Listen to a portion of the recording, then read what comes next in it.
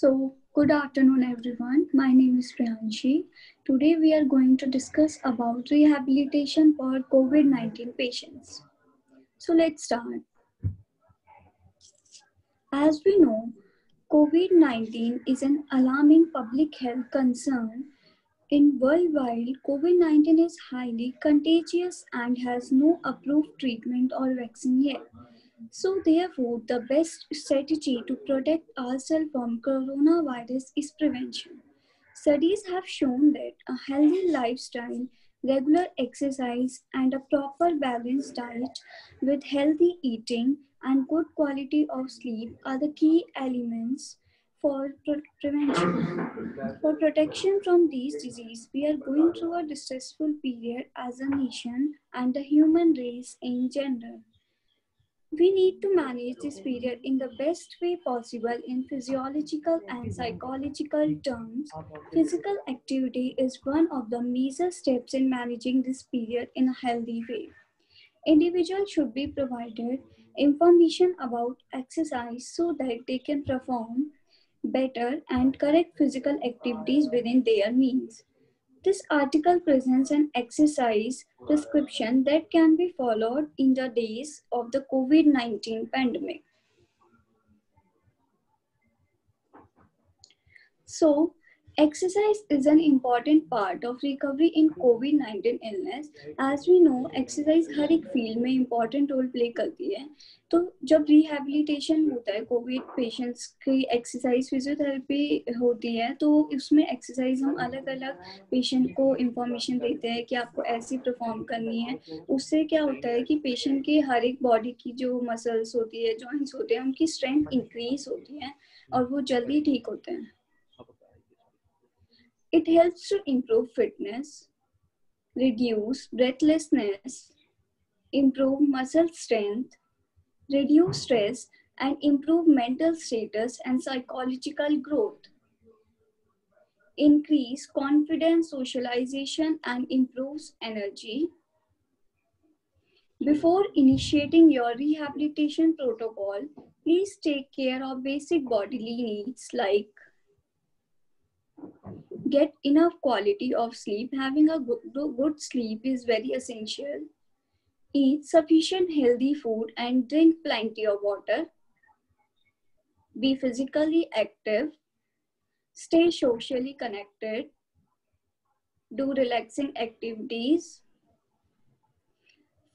Pace yourself while performing activities by doing controlled breathing.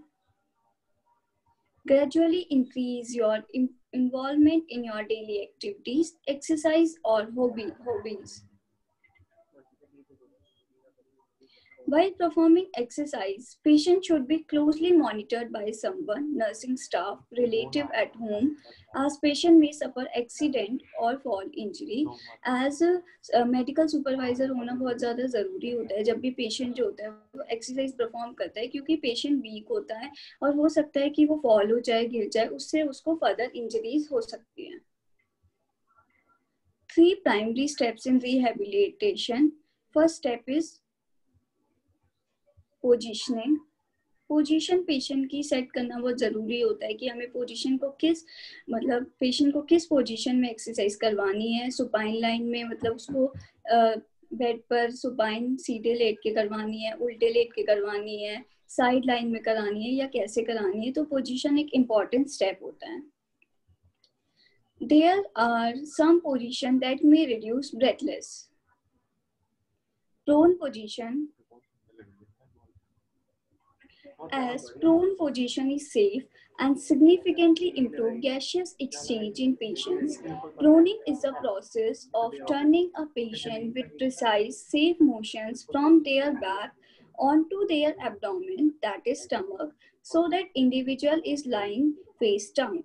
Position allow better expansion of the dorsal lung regions, improve body movement and advances oxygenation. अच्छा CO2 और O2 का exchange होता है, gaseous exchange proper हो पाता है. Prone line position में हम पिलोज की हेल्प से उसके पैरों पे पिलो रख सकते, पैरों के नीचे पिलो रख सकते हैं, एब्डोमेन के नीचे, ताकि जो एब्डोमिनल प्रेशर है वो ज़्यादा राइज ना हो और वो इजीली एक्सरसाइज परफॉर्म कर पाए. Second position is sideline position. As sideline position, in which prop up a number of pillows on the bed and lie on your side with your head placed on the topmost pillow. Head के नीचे एक pillow रखना है और अपने पैरों के बीच में एक पिलो रखना है. साइडलाइन पोजीशंस में भी डिफरेंट एक्सरसाइज हम परफॉर्म करवाएंगे, मॉडिफिकेशंस करवाएंगे एक्सरसाइज की for the gaseous exchange. Forward lean position. This is forward lean position. इसमें पेशेंट जो है वो बैठा है और अपने दोनों हैंड्स को उसने होल्ड कर रखा है, वो डाउनवर्ड देख रहा है. इसमें क्या होता है कि पेशेंट को हम चेयर पे बिठाएंगे और वो स्लाइटली फॉरवर्ड करेगा पूरी आर्म्स को एंड लैप पर, अपने लैप पर, and while resting on the arm set of the chair. इन सब पोजीशंस के अपने बेनिफिट्स होते हैं रिहैबिलिटेशन में. Next position is Fowler's position. This is Fowler's position in which inclined position with back between 30 to 60 degree used to facilitate breathing, eating और other routine daily activities. इसको हम सेमी पोजीशन भी कहते हैं, जिसमें पेशेंट जो है वो अपने बैक का पीछे बेड का सहारा लेगा, बैक पर पिलो रखेगा अपने हेड के नीचे और पैरों के नीचे भी पिलो रखेगा. This is Fowler's position. 60 to और 30 डिग्री का वो एंगल बनाते हुए. इससे क्या होगा कि ब्रीथिंग एक्सरसाइजेस होगी और इंस्पायरेशन एक्सपायरेशन बेटर हो पाएगा. Covid awake repositioning prone protocol. 30 minute to 2 hours lying full prone bed. हम अब पेशेंट को एक ही पोजीशन में पूरे दिन नहीं रखेंगे, उसकी पोजीशंस को हम चेंज करवाएंगे. तो सबसे पहले हमें उसको प्रोन पोजीशन में रखना है 30 मिनट से 2 घंटे तक. फिर हमें उसको साइड लाइन पोजीशन में राइट साइड में हम लेटाएंगे उसको साइड लाइन टेढ़े होकर 30 मिनट से 2 घंटे के लिए. फिर next is 30 minute to 2 hours sitting. फिर 30 minutes to 2 hour lying on left side, फिर लेफ्ट साइड. फिर 30 minutes to 2 hours lying prone again. दोबारा से उसे हम प्रोन पोजीशन में लेटा देंगे. तो ये प्रोटोकॉल है कि हम फॉलो करें कि पेशेंट को हम किस पोजीशन में एक्सरसाइज करवाएंगे. Continue to repeat the cycle as per comfort. In severe ARDS, acute respiratory distress syndrome, prone position is recommended for 12 to 16 hours. ARDS is acute respiratory distress syndrome, जिसमें क्या होता है कि फ्लूइड जो होता है वो एक्यूमुलेट हो जाता है लंग्स के कैविटी में. इसके अंदर हम 12 से 16 घंटे के लिए 12 to 16 आवर्स के लिए पेशेंट को प्रोन पोजीशन में रखेंगे. उनके लिए ये बहुत अच्छी बेनिफिशियल पोजीशन होती है एक्सरसाइज के लिए. Monitor oxygen saturations initially for 15 minutes after each position. Change to ensure oxygen saturation had not decreased. If saturation is fine or increased, continue with the position for 2 hours. However, if patient feel discomfort or oxygen saturation falls below 90 degree or overall decline, 90% or overall decline of less than 4% or from baseline oxygen saturation, then return to comfortable position. अगर patient को comfort feel नहीं हो रहा है तो हम patient की position को चेंज करेंगे, मॉडिफाई करेंगे और उसका ऑक्सीजन लेवल है वो चेक करते रहेंगे. अगर ऑक्सीजन जो है वो 90% से कम हो पेशेंट की बॉडी में तो हम उसको वो एक्सरसाइज नहीं करवाएंगे और उसको एक proper saturation oxygen level maintain करवाएंगे. ऑक्सीजन थेरेपी प्रोवाइड करवा सकते हैं. Next protocol is breathing exercises. These techniques will help you to relax and control your breathing. इसमें क्या होगा ब्रीथिंग एक्सरसाइज से, जैसे हम इंस्पायर करवाएंगे उसे रेस्पायर करवाएंगे इमीडिएटली रुककर, तो उससे उसकी मसल्स जो होगी इंट्रा एब्डोमिनल मसल्स और हमारी इंटरकॉस्टल मसल, वो सारी मसल्स की स्ट्रेंथ इंक्रीज होगी और एक प्रॉपर ब्रीथिंग पैटर्न जो होगा वो फॉलो होगा.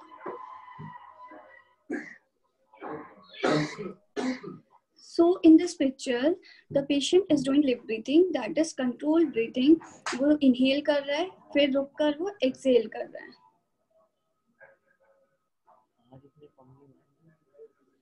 Next position is diaphragmatic breathing. Deep breathing in Fowler's position. Fowler's position हमने पढ़ी कि 30 to 60 डिग्री एंगल बनाकर सेमी सर्कल पोजीशन में पेशेंट को लिटाएंगे, पिलोज के हेड के नीचे रखेंगे और पैरों के नीचे रखेंगे. डायफ्राग्मेटिक ब्रीथिंग का अलग एक एडवांटेज होता है.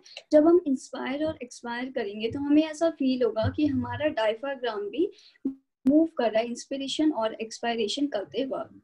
डायफ्राग्मेटिक ब्रीथिंग हमारे में हमें क्या करना है कि place one hand on your upper chest and other just below your rib cage. एक हैंड हमें अपर चेस्ट पे रखना है, दूसरा हैंड हमें रिब केज के नीचे रखना है.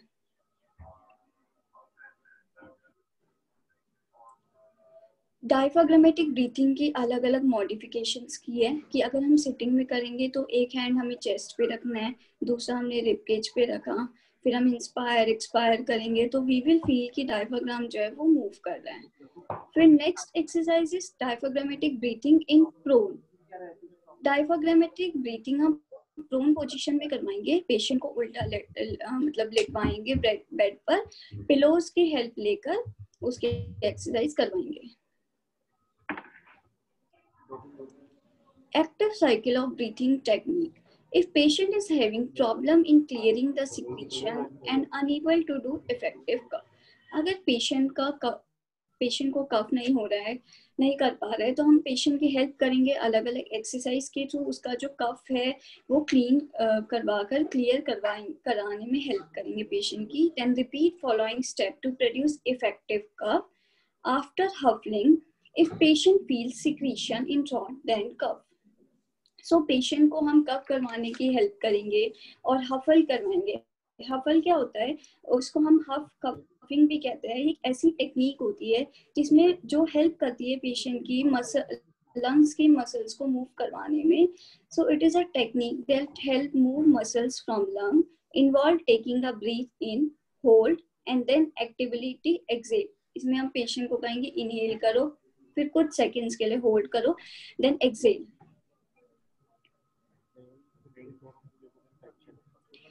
So breathing control 20 to 30 seconds, 3-4 deep breaths, breathing control, 3-4 deep breaths again, then again breathing control, then huffling followed by cough if needed. अगर हमें ज़रूरत है कि कफ हम क्लियर नहीं करवा पा रहे तो हम हफलिंग करवाएंगे, जिसमें हम इनहेल करेंगे, फिर कुछ सेकंड्स के लिए रुकेंगे, फिर एक्सेल करवाएंगे. हम ब्रीथिंग को कंट्रोल करेंगे 20 to 30 सेकंड्स के लिए, फिर दोबारा होल्ड करेंगे, एक्सेल करवाएंगे, फिर बीच में 3 से 4 बार डीप ब्रीथ्स लेंगे. Range of motion exercises. Next is our range of motion exercises. These exercise helps कि range of motion हर एक joint का increase हो, उससे patient easily अपनी strengthening करवा पाएगा muscles की और एक better coordination बन पाएगा body का. इसमें जो ये पेशेंट है ये शोल्डर एक्सरसाइज कर रहा है, एल्बो एक्सरसाइज कर रहा है, हैंड एक्सरसाइज कर रहा है. इसके अंदर रेंज ऑफ मोशन जो होगा वो हेल्प करेगा एक्सेस करने में, इंक्रीज करने में आर्क ऑफ जॉइंट मोशन को. First exercise is shoulder exercise. Shoulder exercise help increase range of motion and function at the shoulder joint, support healthy cartilages. ये पेशेंट शोल्डर फ्लेक्शन कर रहा है. इसमें क्या होगा कि पेशेंट की जो शोल्डर मसल्स होगी उनकी अच्छी स्ट्रेंथनिंग होगी, जो रिब केज होंगे का चेस्ट का जो होगा वो अच्छा कॉम्प्रेशन हो पाएगा. और next exercise is elbow exercise. इसमें पेशेंट की स्ट्रेंथनिंग होगी एल्बो जॉइंट की. Next is hand and finger exercises. Hand और फिंगर एक्सरसाइजेस हेल्प करेगा कि हैंड और रिस्ट जॉइंट की और फिंगर्स की जो है एक अच्छी स्ट्रेंथनिंग हो पाए, रेंज ऑफ मोशन जो है वो इंक्रीज हो पाएगा, जिसका फ्लेक्शन होगा अच्छा और बेटर एक्सटेंशन होगा. Wrist exercises, patient is doing flexion, extension.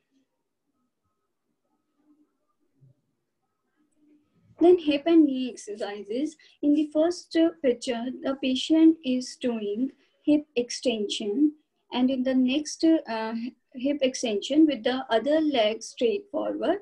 And then the knee, in the second picture, the patient is doing the knee exercise, knee flexion. इससे क्या होगा कि नी जॉइंट पर और हिप जॉइंट की स्ट्रेंथनिंग होगी और जॉइंट की जो मोबिलिटी है वो इंक्रीज होगी, रेंज ऑफ मोशन जो है वो इंक्रीज होगा. Knee exercise in sitting, knee straight. इसमें हम पेशेंट को एक चेयर पे बिठाएंगे, फिर पेशेंट नी का फ्लेक्शन करवाएंगे और फिर हम पेशेंट को बोलेंगे कि अपने फीट को मूव करो. इससे जो एंकल जॉइंट होगा उसकी अच्छी स्ट्रेंथनिंग होगी, मसल्स जो होगी उनकी स्ट्रेंथ बढ़ेगी.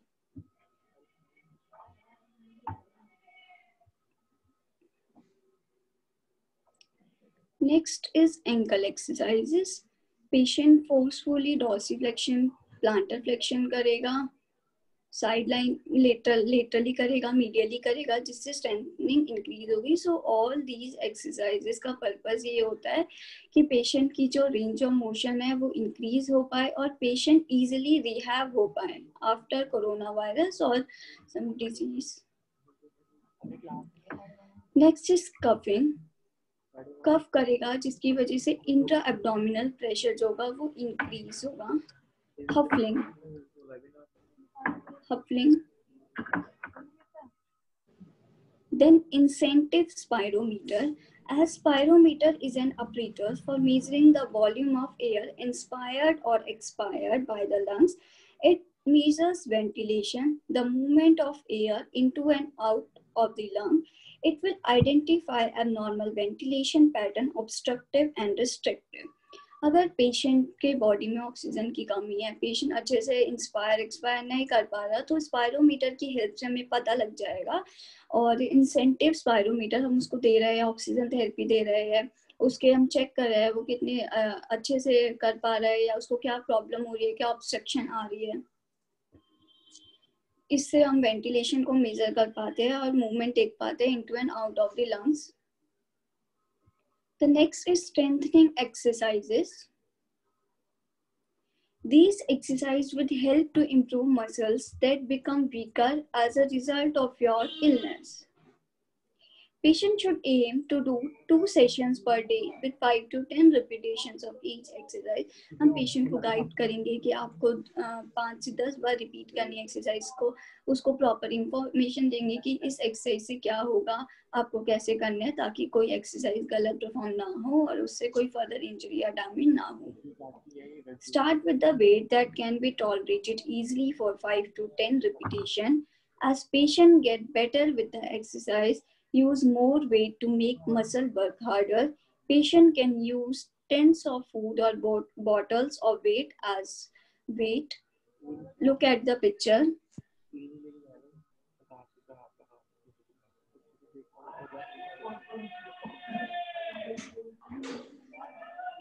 शोल्डर एक्सरसाइज वेट, हम पेशेंट को अलग अलग वेट्स देंगे.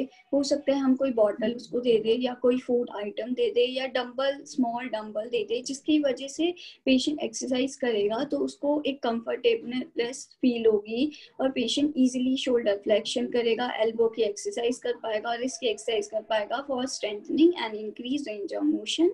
In first picture patient is doing shoulder exercise with weight. In the next picture, patient is doing elbow exercise with weight and then wrist exercise with weight.